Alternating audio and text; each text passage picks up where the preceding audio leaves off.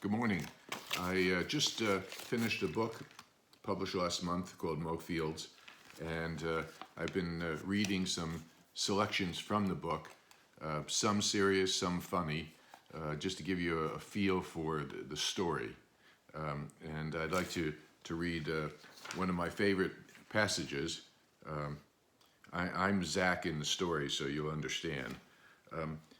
I always tell my friends that we all love and honor our fathers in our own way. Moe Fields is my first book, and it's really a story about the special bond between fathers and sons. The story is about my dad's fighting spirit and determination to protect his family and inspire his three sons to succeed in their careers and as fathers. This is a book about faith, family, and the enduring legacy we give to our children. The book covers several decades from his days boxing during the golden age of Jewish fighters in the Depression, his Navy service in World War II during the invasion of southern France, and he is building a handicapped bathroom on the ship for Franklin Roosevelt, who stayed on the Catoctin for one night after the Yalta Conference. The story then covers his returning home to start one of the largest plumbing businesses in northern New Jersey in the 1950s and raising a family. But there's a dark side to the story as tragedy strikes. My dad faced having to deal with brain tumors that threatened his life, and also a drunk driver who winds up crippling my mom at 44 in a horrific car accident. But through it all, my dad would not give in or quit, and he was determined to always protect and provide for the family. My dad used to tell us when we were kids, in the boxing ring, everyone gets knocked down. It's what you do afterwards that defines your character. So one of the stories in the book, I guess that I remember most, is his work ethic.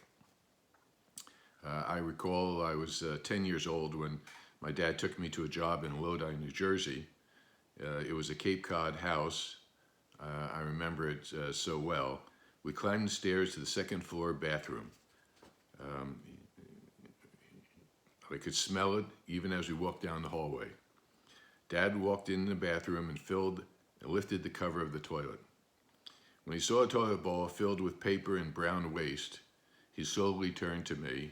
"Zach, stick your hands in the toilet and see what's stopping it from flushing." The words hung in the air. I looked down at the toilet bowl, then up at my dad.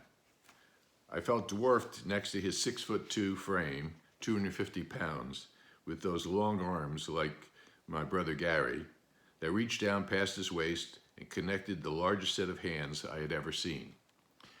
Yet,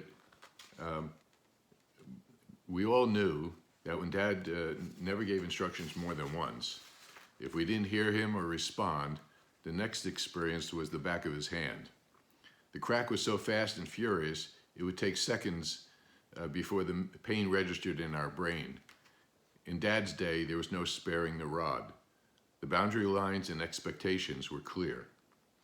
I wasn't about to challenge his instructions. Yes, I did hesitate, but Dad was not smiling. He was serious.